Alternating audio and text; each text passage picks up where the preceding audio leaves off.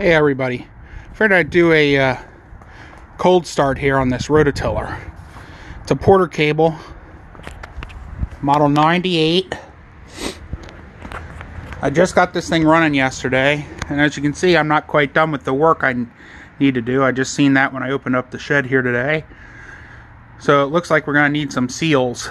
Either that, or maybe I can kind of pack that gearbox in there full of grease rather than gear oil. I don't think it was real long since it was run last before I got it, and the reason I say that is because the throttle cable itself looks fairly new. You can see that. I don't have the air cleaner on yet either. Oh, looks like a little bit of fuel down in there. I was wondering about that, if it was actually going to seat or not.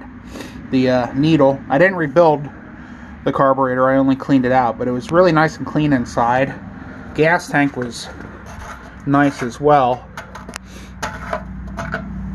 Still got plenty of fuel in it, so if it is a little bit of a seepage in there, the needle and seat, it isn't very much.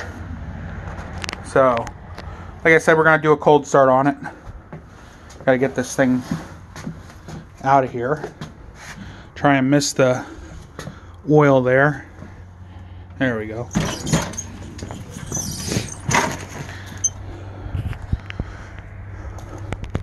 So it's a Briggs & Stratton engine. Looks like a model number 81302. The type is a 94378. The code is a 6009.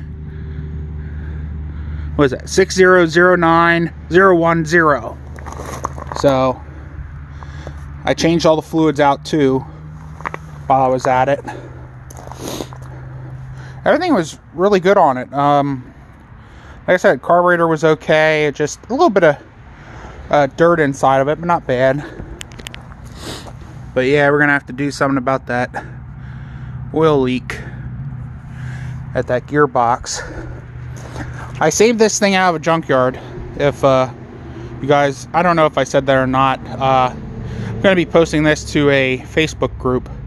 A few of the people on there seem pretty interested in it, so I figured I'd make a video of it too, that I got it running. Didn't have spark, just required me to pull the flywheel points cover, clean the points out real good, and that's all that took. So I think I'm going to try and start it with no choke first. I tried choke last night when I first got it running, and a lot of gas came out, and when I opened the choke, it really ran down out through the screw hole where the air cleaner goes through on that. So I'm going to try it without it once today. Temperature is about 40 degrees out here today, so I'm just going to give it a little throttle. Oh, by the way, I did need one other thing with this, and I don't know if you can see it, but down in there, there's a governor spring. Not sure if you guys can pick up on it. There you can sort of kind of see it. Down on there, it goes off the rod there for the throttle plate. But I had to replace that. I had a used one, so I used that. I guess we'll see if it starts. Hopefully it don't take off on me. Try to do this one-handed.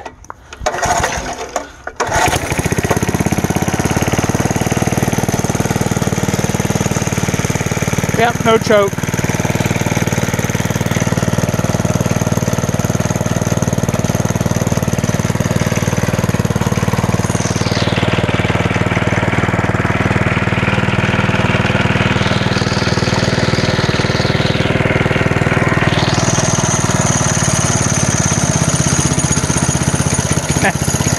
Trying to go.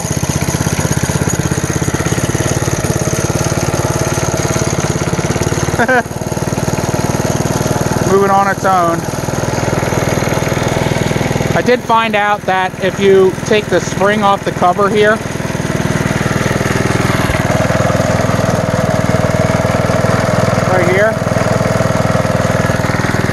you take that spring off, that front plate pivots forward, and you can see the belt inside. The belt's in really good shape, and it has forwards, which is the type of rototiller is. It's a front tine. The rototiller tines go forwards or clockwise, but it does have, with the lever, if you push it down, there's like a little, like a clutch almost, a disc, and it goes down and touches the pulley on top of the drive mechanism that goes out to the shaft, and it allows you to go backwards with the tines.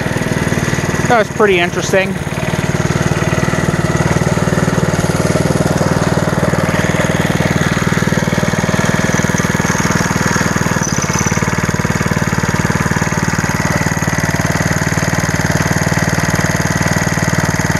This is hard to do one-handed, by the way.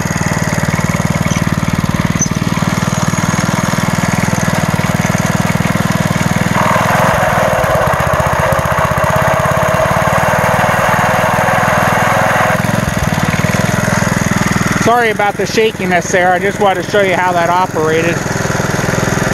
See if I can idle it down a little bit here.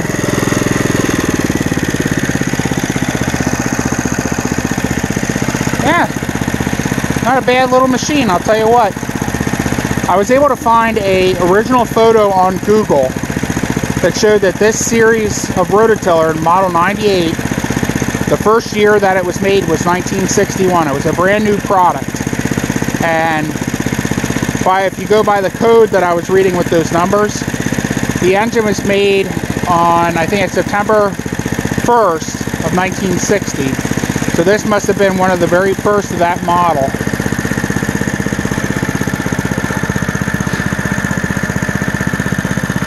I was wondering about when I seen that, well, when I was trying to fill this up with gear oil yesterday, I noticed it was damp around the seal area on both sides, and I was wondering if it leaked, and I topped it off, and sure enough, by that spot there, it does leak a little bit.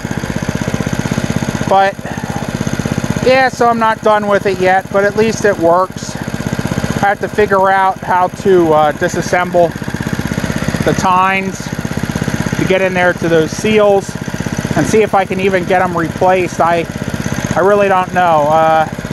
It might be better if I just filled it with grease. I hate to say it like that because I believe it's supposed to have gear oil from the factory. But might have to put some grease in there, but I'm not quite sure what kind of grease would be good to replace that gear oil in there. So I'm gonna have to check around and see, you know, what would be best for that, because I know some of the tractors I have, like the Troy-Bilt tractor back there, has a gearbox driven deck, and that was converted over to grease inside of it rather than the gear oil it came with from the factory.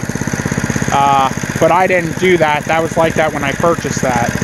So, see if it'll rev up here a little bit.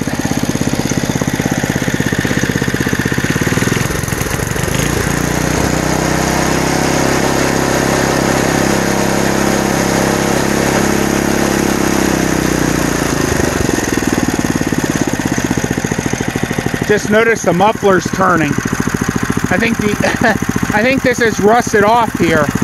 The whole pipe ain't turning, just the outer portion of the muffler. But hey, it still works, right? You gotta consider how old it is. Alright guys, well thanks for watching. Hope you liked the video, and I guess I'll talk to you later. See ya.